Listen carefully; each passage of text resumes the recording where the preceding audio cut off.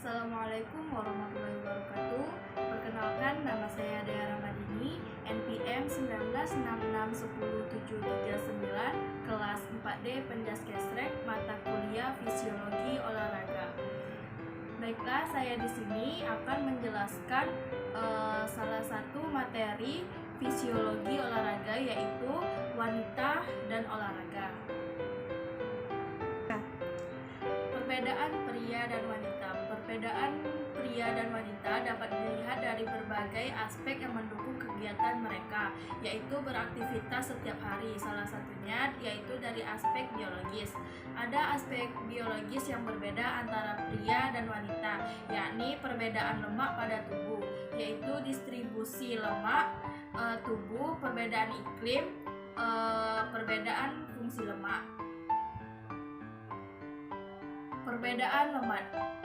Menurut medicine.com, kadar normal kandungan lemak tubuh normal pada wanita adalah 25%, akan tetapi pada pria hanyalah 15%. Hal ini sebagian besar terjadi karena proses hormon alami, misalnya hormon seks wanita, yaitu disebut juga dengan estrogen.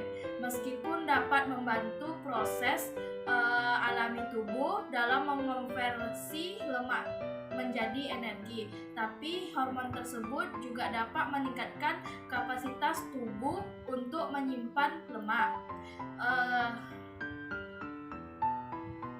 Distribusi lemak tubuh. Menurut Max Perry, seorang ahli kebugaran dan pendiri Build-In, wanita dapat menyimpan sedikit lemak di daerah perut, tetapi mereka dapat menyimpan lebih pada paha dan otot trisep. Hal ini sangat berbeda pada pria yang memiliki kecenderungan genetik yang lebih tinggi untuk menyimpan lemak di perut mereka. Perbedaan iklim. Menurut Human Kinetics, wanita yang tinggal di daerah iklim hangat alami, yaitu seperti Afrika, sentralisasinya kandungan lemak dalam tubuh berada di bagian bokong, sedangkan penduduk asli Mediterania biasanya menumpuk jaringan lemak itu di pinggul. Dan bagi wanita Asia tertentunya, sentralisasi kandungan lemaknya dalam tubuh berada di bagian pusar bagian perut.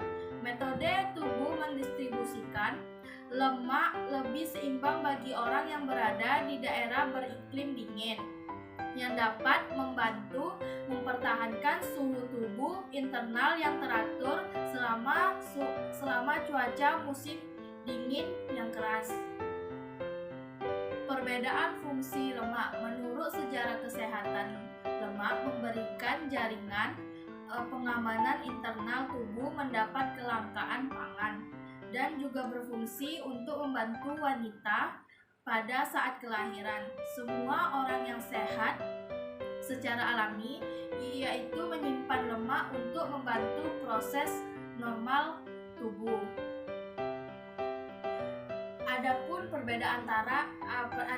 perbedaan antara wanita dan pria dari segi antropometrinya, seperti hasil penelitian yang dilakukan oleh Meertati de Antraria, disimpulkan bahwa ada 3 hal yang berpengaruh pada hasil ukuran tubuh manusia, yaitu saat dimana mulai terjadi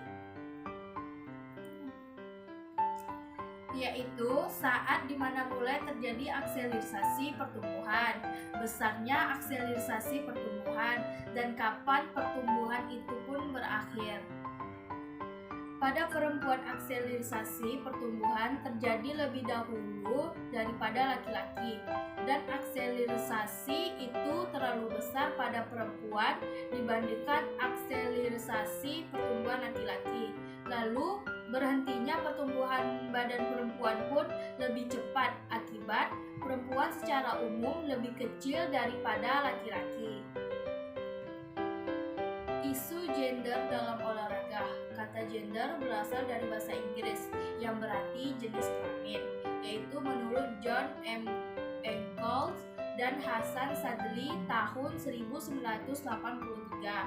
Secara umum, pengertian gender adalah perbedaan yang tampak antara laki-laki ataupun perempuan apabila dilihat dari nilai dan tingkah laku tersebut. Gender merupakan sebuah hal yang tumbuh di dalam masyarakat untuk membedakan perempuan dan laki-laki, baik dari segi sifatnya maupun tingkah laku orang tersebut. Olahraga merupakan sebuah kegiatan fisik yang sistematis dan teratur yang dilakukan oleh manusia untuk meningkatkan kebugaran jasmaninya serta untuk menjaga kesehatan tubuhnya. Semua manusia dapat melakukan aktivitas olahraga baik perempuan maupun laki-laki. Tidak ada perbedaan di dalam olahraga karena semua orang boleh berolahraga dengan kemauan yang dimiliki serta kebutuhan hidup yang untuk menuntut manusia dengan menjaga kesehatan dan kebugaran tubuhnya. Di dalam olahraga sendiri, gender hanya digunakan untuk mengelompokkan perempuan dan laki-laki di golongan pertandingan yang berbeda, seperti halnya sepak bola putri dan sepak bola putra yang berada di turnamen serta peraturan yang diberikan. Perbedaan gender dan olahraga. Seperti yang telah dijelaskan sebelumnya, bahwa gender di dalam olahraga dibedakan pada kegiatan olahraga yang lebih spesifik seperti olahraga wushu, sepak bola, bulu tangkis, dan lain sebagainya. Perbedaan ini juga disebabkan karena perempuan yang dimiliki perempuan dan laki-laki itu berbeda. Permasalahan gender di olahraga memunculkan penyetaraan gender. Perbedaan gender juga dapat menimbulkan berbagai masalah dan juga perdebatan mengenai posisi laki-laki dan juga perempuan. Akan tetapi, banyak timbul permasalahan mengenai gender perempuan di olahraga. Karena perempuan ini lebih rapuh apabila lemah kemampuan fisiknya untuk melakukan olahraga yang dilakukan oleh kalangan laki-laki. Wanita dengan olahraga. Dalam penjelasan yang sebelumnya, yaitu banyaknya menyinggung mengenai perempuan dalam olahraga. Hal ini tersebut dikarenakan olahraga masih dipandang tidak mampu dilakukan oleh perempuan karena kemampuan fisik perempuan itu lebih sedikit dilemahkan dibandingkan dengan laki-laki. Status perempuan berolahraga memang masih menempati porsi lebih rendah daripada kaum pria. Anekdotnya bisa dikatakan karena wanita yaitu kalah start semenjak zaman Yunani dan Romawi sebagai perintis olahraga modern, wanita belum memperoleh kesempatan yang luas dibandingkan pria. Bahkan dilarangnya berpartisipasi meski sebenarnya telah memiliki kemampuan yang sama dengan pria.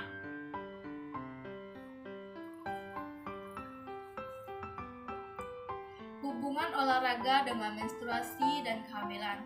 Terdapat berbagai pengaruh yang didapatkan dari berolahraga terhadap siklus menstruasi atau haid pada seorang wanita.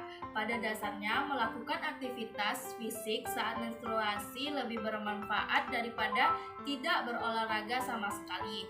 Olahraga ini bisa mengurangi rasa kram atau dismenor yang sering dialami oleh wanita ketika hari pertama datangnya bulan. Selain itu, latihan yang intens selama menstruasi akan memperlancar sirkulasi darah sehingga mengurangi sakit kepala dan nyeri akibat kekurangan darah. Bahkan olahraga membantu pada mengendalikan yaitu nafsu makan. Berbagai bentuk olahraga berpengaruh terhadap menstruasi, yaitu yang pertama terlalu sedikitnya berolahraga, yang kedua yaitu fitness dengan intensitas sedang, yang ketiga terlalu banyak olahraga. Terlalu sedikit olahraga. Jika kita termasuk wanita yang jarang sekali berolahraga, biasanya siklus menstruasi pada tubuh kita yaitu akan terasa panjang dan cukup menyakitkan. Untuk itu, sebaiknya kita melakukan latihan secara rutin secara bertahap, terutama ketika sedang menstruasi, mulai dari olahraga ringan seperti berjalan, berlari, lari-lari kecil, dengan melakukan pekerjaan rumah seperti menyapu, mengepel, mencuci baju, dan lain sebagainya, yaitu juga merupakan bentuk olahraga yang kecil yang cukup untuk bermanfaat membuat tubuh aktif untuk bergerak. Fitness dengan intensitas sedang.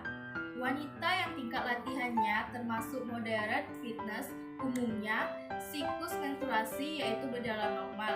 Kita bisa menambahkan variasi latihan selama 45 menit atau sampai 1 jam setiap sesinya, seperti latihan kardiovaskular, pilates, tari, yoga, ataupun stretching. Terlalu banyak olahraga.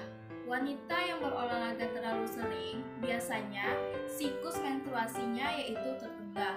Apalagi jika kita diikuti dengan asupan nutrisi yang cukup, ketika kadar lemak dalam tubuh di bawah 20%, siklus menstruasi kita itu menjadi tidak teratur. Dan yang terakhir, yaitu kesimpulan bahwa kesehatan merupakan hak setiap manusia, yaitu baik laki-laki maupun perempuan, berhak untuk mendapatkan kesehatannya. Salah satu cara untuk memelihara kesehatan dengan berolahraga. Itu artinya laki-laki maupun perempuan memiliki hak untuk sama dengan melakukan olahraga. Terdapat perbedaan fisik antara wanita dan pria, tampak jelas pada aspek anatomi, tetapi pada aspek fisiologis perbedaannya tidak tampak jelas. Maka dari itu, olahraga pria sekarang banyak digemari oleh wanita. Sampai olahraga yang ekstrim pun wanita banyak sekali menggemarinya. Olahraga juga dapat dilakukan oleh wanita saat sedang mengalami menstruasi, hamil maupun saat lanjut usia. Baiklah, sekian dari saya, penjelasan dari saya. Apabila ada kesalahan dalam menjelaskan, saya mohon maaf. Wassalamualaikum warahmatullahi wabarakatuh.